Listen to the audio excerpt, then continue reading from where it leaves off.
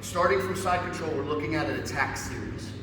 Okay, so we're gonna have a 3-part attack series, starting with Americana, straight arm lock, into the Kimura. And it's really based on the situation that we're presented.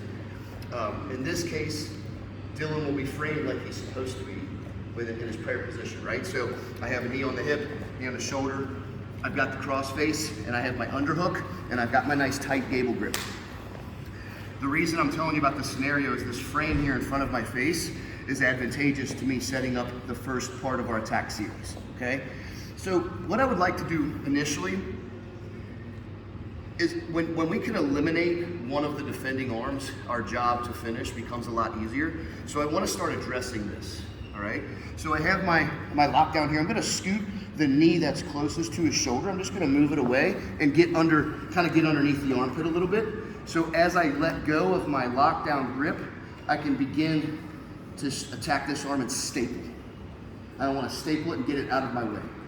Now it's no longer available for Dylan to defend with. Okay? So as he was framed up here really good, I had my side control lockdown. I walk the hip away and start to clear this elbow.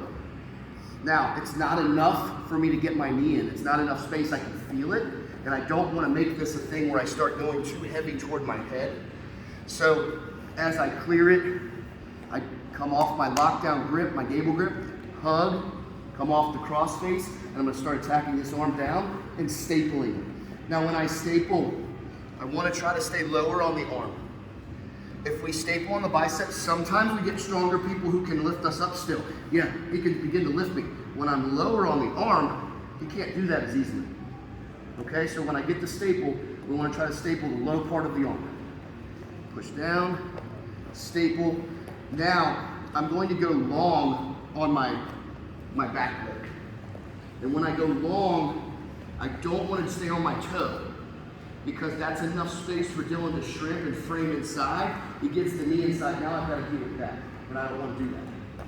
So when I go long here, I tap the knee to the floor so that if he does try to shrimp and frame, my leg is still blocked.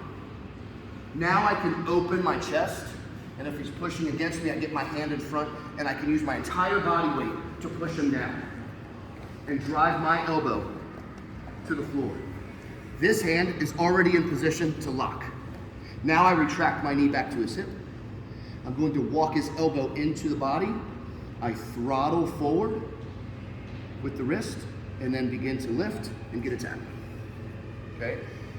Now, this comes on pretty fast. So when we start to train this, let's make sure we go slow, get familiar with our partner's pain threshold here, okay? All right, so again from the top, side control, lockdown grip. I'm gonna move my hip away and start to clear this arm. I can feel already it's not enough space for me to get my staple in. So I let go of my gable grip with a hug, come off the cross face, push the arm down, staple low. Okay, now I go long with my back leg. Knee tapping the floor, open my chest, push the lead arm down and drop my own elbow close to his head. Grab my own wrist, that's underneath already. Retract the knee, back to the body. Walk the elbow in, throttle the wrist forward. This is super important, guys. Throttle forward, make the knuckles touch the floor, lift the elbow, and we get a quick tap. Okay? Keep the knuckles to the floor, lift the elbow. So we're pinning that wrist down and keeping it there through the entire finish. Okay? That was 2 times. Is that enough for everyone? Does anyone need to see it again? Good? Okay. So start side control, 5 and 5 on this one. Let's try to get 10 this first go round, 5 and 5 twice, so that we can really practice that staple because it actually ties into the next 2 attacks in our series. Okay? All right, let's go. 3, 2, 1.